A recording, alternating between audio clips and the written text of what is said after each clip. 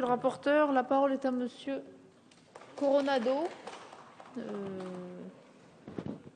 Non, il n'est pas dans l'hémicycle. Monsieur Falorni, vous avez la parole pour 5 minutes. Les verts sont pas là ?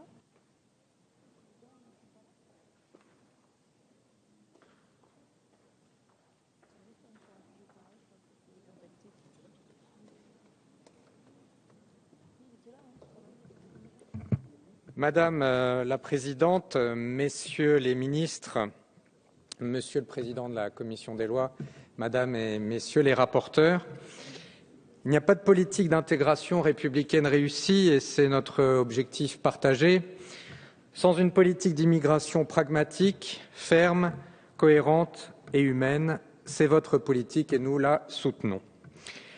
La mission Immigration, Asile et Intégration regroupe les moyens de l'État destinés à maîtriser, organiser et accompagner par la politique d'intégration l'immigration légale et à lutter contre l'immigration illégale, ainsi qu'à garantir l'exercice du droit constitutionnel d'asile. La question de l'exercice du droit d'asile étant particulièrement d'actualité, vous me permettrez, Monsieur le Ministre, de concentrer mon intervention sur ce lourd défi qui est lancé à la France. Il n'a pas plus vocation aujourd'hui qu'hier à accueillir toute la misère du monde, mais qui est et doit rester la terre de refuge des opprimés, de ceux qui sont menacés dans leur intégrité, de ceux qui subissent le joug d'un État dictatorial et qui répondent ainsi aux critères de l'asile. Doté de 503 millions d'euros en autorisations d'engagement et en crédits de paiement, l'action numéro 2, garantie de l'exercice du droit d'asile, augmente de 0,5% par rapport à l'année dernière, sachant qu'elle avait connu une augmentation de 22,5% entre 2012 et 2013. Cette action consomme 85% des crédits du programme. Cette dotation peut donc être considérée comme satisfaisante, même si l'évolution de la demande d'asile, aléatoire mais en hausse constante depuis 6 ans, influe inévitablement sur la qualité du système d'accueil. Le cap des 70 000 devrait être atteint l'année prochaine, après que plus de 61 000 demandes aient été enregistrées l'année dernière.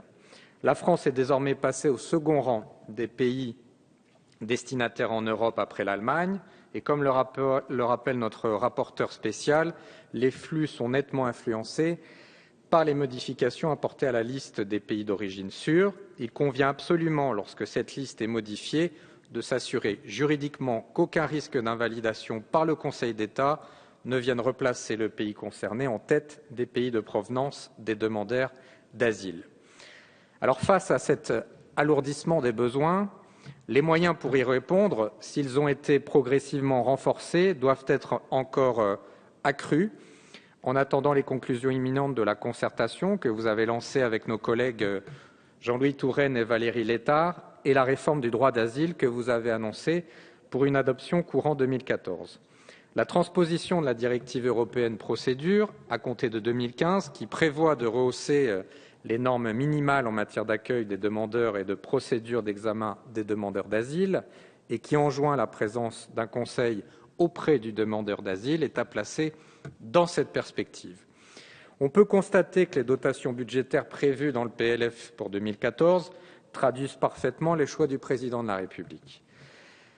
Réduction des délais d'instruction des demandes d'asile, un impératif, ne serait-ce que pour traiter les dossiers en instance, plus de 24 000 au 1er janvier 2013, rénovation du dispositif d'accueil des demandeurs à travers un meilleur mode d'hébergement. La réduction des délais de traitement, de l'instruction devant l'OFPRA à l'appel devant la Cour nationale du droit d'asile, l'objectif de ramener à 6 mois le délai devant la CNDA au lieu d'environ 10 aujourd'hui, correspondant à l'objectif de ramener le délai global de traitement à 9 mois en 2015, permettra par ailleurs d'améliorer le taux de rotation des places dans les centres d'accueil pour demandeurs d'asile et donc d'améliorer les conditions d'hébergement des demandeurs. L'augmentation de 7,5% de la ligne de financement des CADA est appréciable, d'autant plus qu'il faut privilégier le placement en CADA à l'hébergement d'urgence précaire et coûteux. 2000 places nouvelles en CADA sont prévues dans ce budget. Après les 1000 places nouvelles en 2013, il faut continuer dans cette voie et persévérer dans celle d'une meilleure prise en charge des demandeurs d'asile. Cependant, il est nécessaire de lutter contre le détournement de la procédure d'asile, détournement alimenté par l'allongement des délais, que vous comptez réduire, et la hausse des dépenses d'hébergement, que vous voulez freiner, détournement souligné par notre rapporteur pour avis près la commission des lois.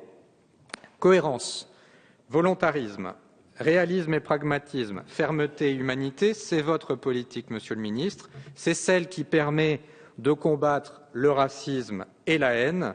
C'est votre politique, elle se traduit logiquement dans votre budget. C'est la raison pour laquelle nous le soutiendrons avec détermination. Je vous remercie. Merci, Monsieur le député.